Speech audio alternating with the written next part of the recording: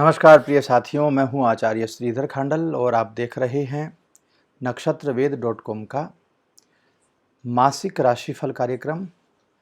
जिस कार्यक्रम का हमारा नाम है भविष्यवाणी। तो इस भविष्यवाणी कार्यक्रम में मैं बात करने जा रहा हूं आपसे जुलाई के महीने के बारे में और यह कार्यक्रम आधारित है मेष राशि पर। मेष राशि और मेष लग्न के जातक यदि आप हैं तो इस कार्यक्रम को बड़े गौर से, बड़े आनंद के साथ आप देख सकते हैं और इस कार्यक्रम के में बताई गई जो बातें हैं उन बातों से अपने आप को रिलेट कर सकते हैं। उन बातों से अपने जुलाई के महीने को आप बेहतर बना सकते हैं।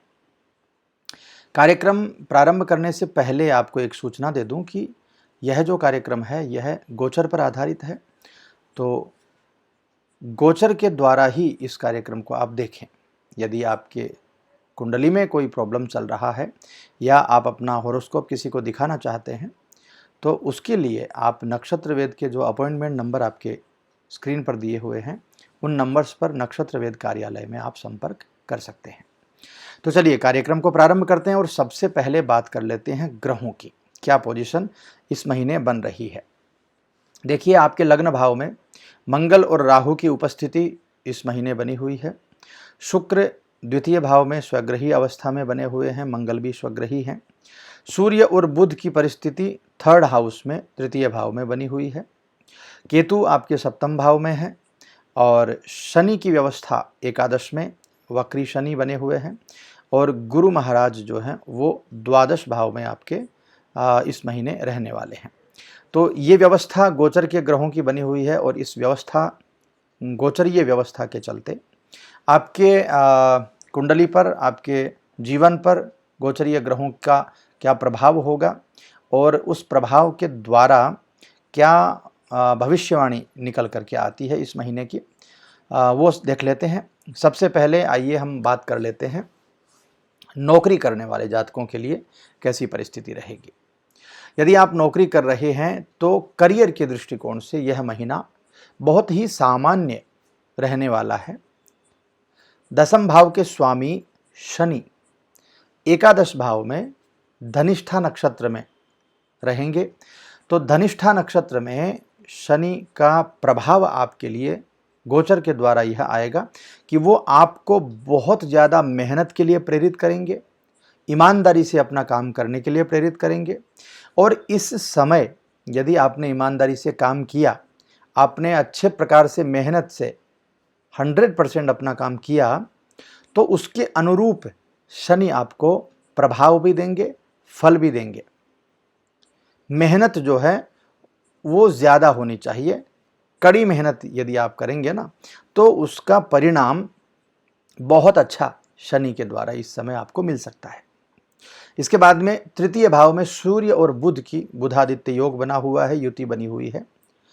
व्यापार करने वाले, कारोबार करने वाले जो जातक हैं उनको तो फायदा मिलेगा ही मिलेगा। थर्ड हाउस से नौकरी करने वालों को भी इस परिस्थिति का फायदा जरूर मिलेगा। नया रोजगार मिलने के चांसेस आपके लिए बन सकते हैं, यानी यदि आप नौकरी छोड़ चुके हैं तो नौकरी वापस मिल सकती है। नौकरी पकड़ने में आपको किसी प्रकार की कोई दिक्कत नहीं आएगी। यदि आपकी कुंडली में वैसी व्यवस्थाएं हैं तो कुछ खराब हो सकता है, कुछ खराब व्यवस्थाएं हैं तो, किंतु गोचरीय व्यवस्थाओं को यदि देखें तो अच्छी नौकरी मिलने के चांसेस अभी बन रहे हैं। बात करते हैं बिजनेसमैन लोगों की, यानी जो लोग बिजनेस करते हैं, व्यापार करते हैं, उनकी क्या व्यवस्था रहेगी। बिजनेस में योजनाएं जो आप बनाएंगे ना इस समय वो बहुत सटीक बनेंगी और बहुत अच्छी योजनाएं बनने के कारण जो परिणाम होंगे वो बहुत ज़बरदस्त होंगे।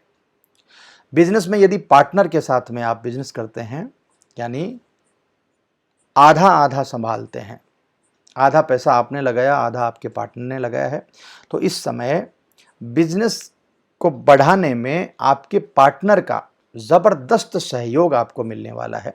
आप तो खुद मेहनत करेंगे ही, आपका पार्टनर भी ज़बरदस्त सहयोग आपको इस समय देने वाला है। इसीलिए जो बिजनेस का आउटपुट आएगा इस समय वो बहुत ही ज़बरदस्त इस समय आने वाला है। इसके अलावा जो बड़े लोग हैं, जो बड़े बिजनेसमैन हैं या जो बड़े क्लाइंट्स हैं आपके, उनके साथ में आपके संबंध बहुत मजबूत इस समय हो जाएंगे।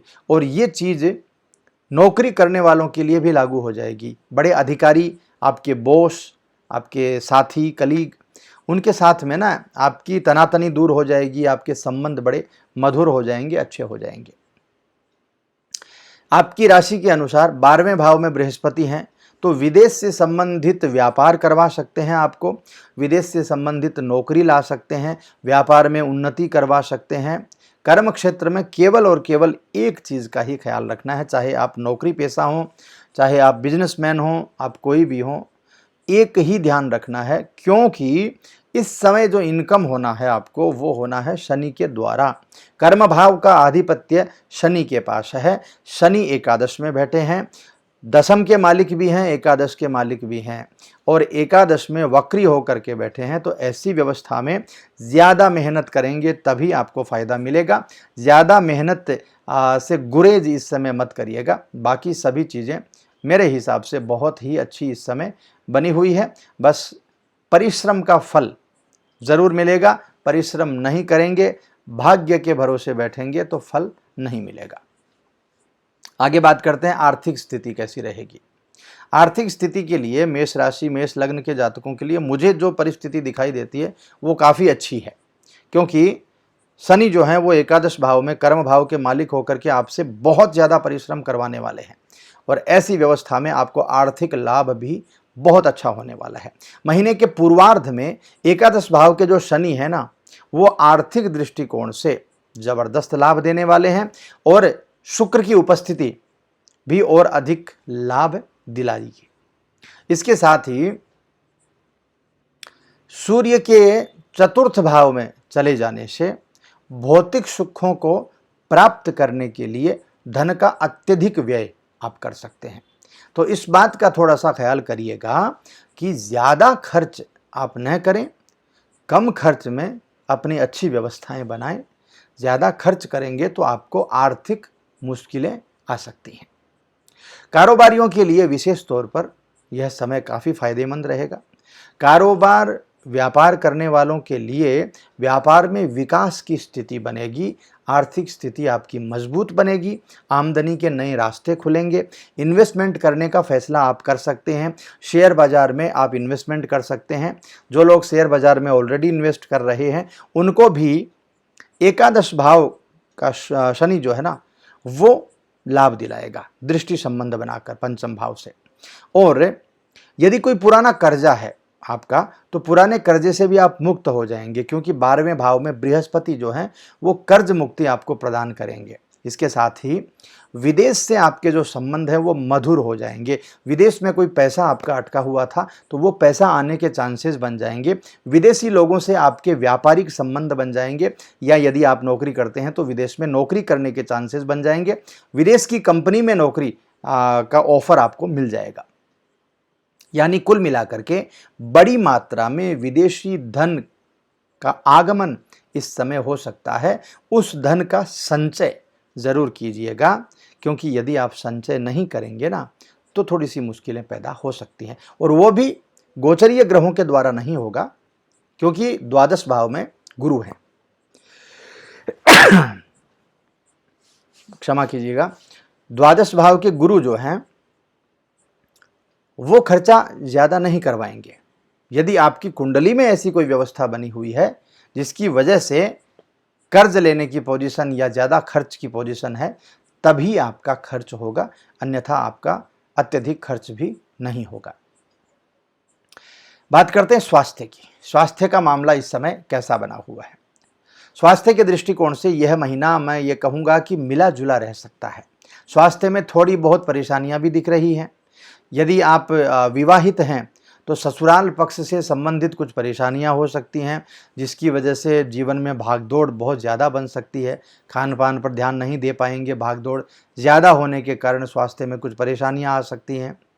अत्यधिक व्यस्तता हो सकती है, बहुत ज़्यादा, मैंने पहले ही आपसे कहा है कि शनि जो है वो बहुत ज़्यादा मेहनत करवाएंगे आपसे। तो उसकी वजह से कुछ लोगों की कुंडली में ऐसी व्यवस्थाएं होती हैं सूर्य के द्वारा कि बहुत ज़्यादा बर्डन जब उनके ऊपर आ जाता है तो वो मानसिक तनाव में घिर जाते हैं। तो ऐसी भी कुछ व्यवस्थाएं आपके ऊपर बन सकती हैं। इसके अलावा छठे भाव पर बृहस्पति की पूर्ण दृष्टि होने से थोड़ा सा स्वास्थ्य का मामला ठीक भी रहेगा, यानी बचते रहेंगे। दिनचर्या थोड़ी सी प्रभावित होगी इस समय, खास करके यदि आप ब्लड प्रेशर के मरीज़ हैं, आप शुगर के, डायबिटीज़ के मरीज़ हैं, या फिर आप नियमित आपका खान पान आदि नहीं करते हैं तो, और ख़ास करके यदि पेट के आप रोगी हैं तो ज़्यादा से ज़्यादा जल्दी हो सके तो डॉक्टर से संपर्क करके आप अच्छा अपना रोज़मर्रा का जो व्यवस्थाएं हैं उनको मेंटेन करिए, बहुत अच्छा रहेगा। महीने के उत्तरार्ध की यदि मैं बात करूं, यानी 15 तारीख के बाद की बात करूं, तो व्यवस्थाएं अच्छी हो जाएंगी। यानी नियमित व्यायाम करिए, खान पान का ध्यान रखिए। महीने के पूर्वार्ध के जो 15 दिन हैं वो थोड़े से कमज़ोर हैं। उत्तरार्ध का समय आपके लिए बहुत ख़राब नहीं है। तो ये व्यवस्थाएं हैं स्वास्थ्य की। आप खुश रहें और नियमित दिनचर्या रखिए, अच्छा रहें, यही हमारी कामना है। बात करते हैं प्रेम जीवन और वैवाहिक जीवन के बारे में। मेष राशि, मेष लग्न के जातकों के लिए प्रेम संबंध के लिए यह महीना बहुत अच्छा है। महीने के पूर्वार्ध में बुध ग्रह सूर्य के साथ में तृतीय भाव में उपस्थित रहेंगे, बहुत अच्छी व्यवस्थाएं रहेंगी। पंचम भाव पर शनि की पूर्ण दृष्टि रहेगी।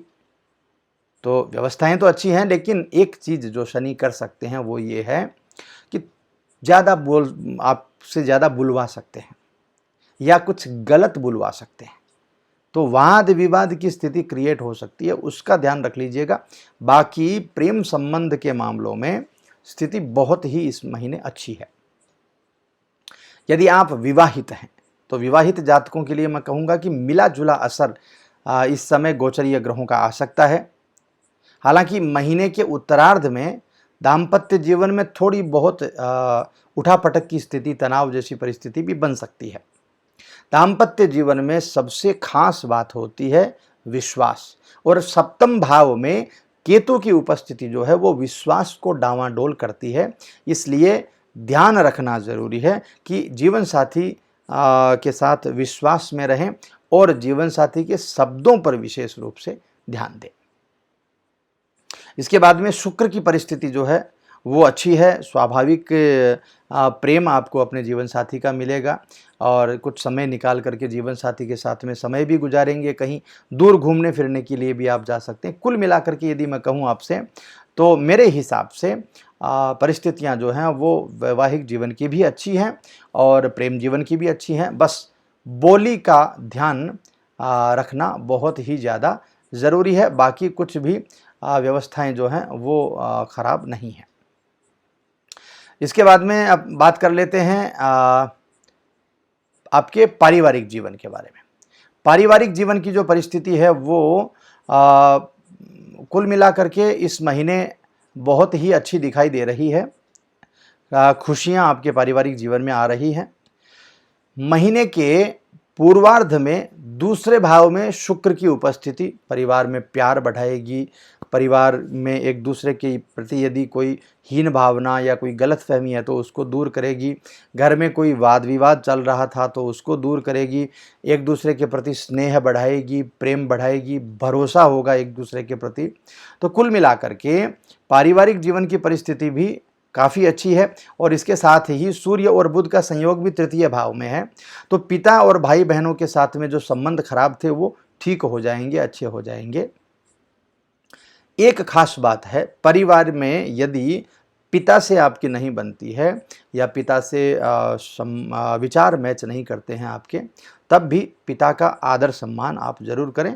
ऐसा करेंगे तो सूर्य बलवान रहेगा और सूर्य के अच्छे परिणाम आने में आपको फ़ायदा मिलेगा। अच्छे परिणाम आएंगे तो आपके जीवन में पराक्रम आएगा, आगे बढ़ेंगे। अब देखिए अंत में जैसा कि मैं आपको बताता हूं कि उपाय क्या करने हैं इस महीने, जिससे हमारा ये महीना जो है बहुत स्मूथली जाए और इस महीने के जितने भी पॉजिटिव अच्छे ग्रह हैं उनका हमें अच्छा लाभ मिल सके। तो उसके लिए सबसे पहला काम, शनि का अच्छा प्रभाव लेना है। घर में सुंदरकांड का पाठ करिए। यदि सुंदरकांड का पाठ अच्छे लोगों से बुला करके, कोई मंडली वालों से आप करवाते हैं तो और भी ज़्यादा उसका प्रभाव मिलेगा। और अपने सभी बंधु बांधवों को बुला करके करिए, तो उससे क्या होगा, जितने लोग आएंगे उनका पुण्य आपको मिलने वाला है। इसके बाद में प्रतिदिन हनुमान चालीसा का पाठ कर लीजिए, बहुत अच्छा रहेगा। राहु की परिस्थिति बनी हुई है लग्न में। लग्न में राहु की परिस्थिति खराब करती है, सप्तम भाव में केतु खराब करता है। तो ऐसी परिस्थिति में कुत्तों को भोजन डालिए, कुत्तों को बिस्किट खिलाइए, रोटी खिलाइए, भैरव के मंदिर में जाकर के और दूध अर्पण करिए। और सूर्य को बलवान करने के लिए प्रतिदिन आदित्य हृदय स्तोत्र का पाठ करिए या सूर्य देव को जल चढ़ाइए। इसके साथ ही केतु को ठीक करने के लिए माँ जगदम्बा की उपासना करिए, माँ दुर्गा की उपासना करिए, उससे भी आपको ज़बरदस्त लाभ मिलने वाला है। तो मित्रों, ये था मेष राशि मेष लग्न के जातकों के लिए जुलाई का भविष्यवाणी का कार्यक्रम। यह आपको कैसा लगा कमेंट करके ज़रूर बताइएगा। यदि अच्छा लगा हो तो लाइक शेयर सब्सक्राइब ज़रूर कर दीजिएगा। और हाँ, यदि आपको अपना हॉरोस्कोप दिखाना है, हॉरोस्कोप मैचिंग करवानी है, वास्तु कंसल्टेंसी लेना है या किसी भी प्रकार का पूजा आदि करवाना है, तो आप नक्षत्र वेद के जो अपॉइंटमेंट के नंबर हैं उन नंबर्स पर कॉल कर सकते हैं या व्हाट्सएप करके जानकारी ले सकते हैं। मैं आपसे मिलता हूं अगले कार्यक्रम में। तब तक के लिए खुश रहिए, आनंदित रहिए। ओम नमः शिवाय।